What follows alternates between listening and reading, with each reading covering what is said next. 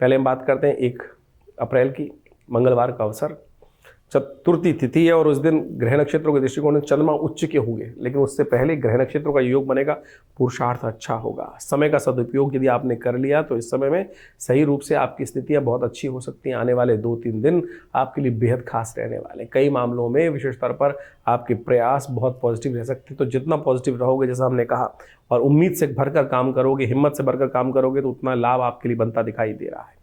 नवरात्र का चतुर्थ दिवस, कुष्मांडा की आराधना करने का अवसर, अंगारक चतुर्थी का योग। जिस चतुर्थी के बारे में हमने बात करी थी कि मंगल की शक्ति को देने का जो उपाय यदि इस दिन कर लिया जाए तो आने वाले जो करीब करीब 60 दिन है वो आपके लिए पॉजिटिव हो सकते हैं। मंगल और की जो योग बनने वाला है वो नेगेटिव कमज़ोर बनने वाला है। शनि राहु का योग बनकर तैयार है, आपके लिए बहुत ज़बरदस्त योग है। ऐसे में 7:30 का अंतिम पाया, और ये आपके लिए थोड़ा ध्यान रखने वाला है। ध्यान रखिएगा, इस दिन विशेष तौर पर हनुमान जी का स्तवन करें। मंगल के मंत्र ओम क्रांग क्रीं क्रौंग सै भौमाय रमा, इस मंत्र का जप के हो सके तो सवा मनी का भोग लगाएं। कल्याणकारी योग बनेंगे। अंगारक चतुर्थी का योग हमेशा मंगल को शक्ति देता है, और अंगारक चतुर्थी का मतलब ही होता है कि जिस दिन मंगल की उत्पत्ति हुई, मंगल का जन्म दिवस होता है। ऐसे में विशेष तौर पर मंगल को शांत करने के लिए, मंगल को शक्ति देने के लिए, मंगल को प्रसन्न करने के लिए आप करें उपाय। कुष्मांड विशेष तौर पर है, कुष्मांडा भगवती की आराधना करने का नवरात्र का चतुर्थ दिवस है। ऐसे में पेठे का भोग लगाया जाता है, पेठे से ही हवन किया जाता है। कल्याणकारी योग बनेंगे आपके लिए। भगवती कुष्मांडा इस संसार की उत्पन्ना देवी मानी जाती हैं, तो ऐसे में उनकी सुंदर आराधना करें, कल्याण होगा। नवरात्र के 9 दिन भगवती दुर्गा को प्रसन्न करने के दिन माने जाते हैं।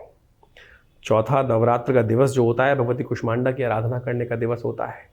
इस दिन भगवती की जो आराधना की जाती है कुष्मांड स्वरूप में, कहा जाता है भगवती की जो इस संसार को उत्पन्न जो किया, भगवती ने इसी स्वरूप में आके किया था।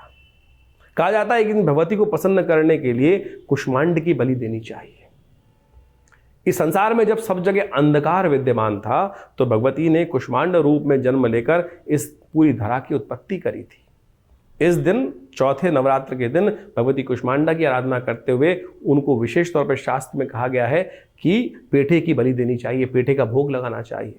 जो भगवती को पेठे की बलि देते हैं, पेठे का भोग लगाते हैं, तो उनके समस्त अनिष्ट जीवन के दूर हो जाते हैं, भगवती कृपा करती हैं। तो बड़े सुंदर रूप से इस दिन भगवती को कुष्मांड की बलि देने का प्रयास करना चाहिए।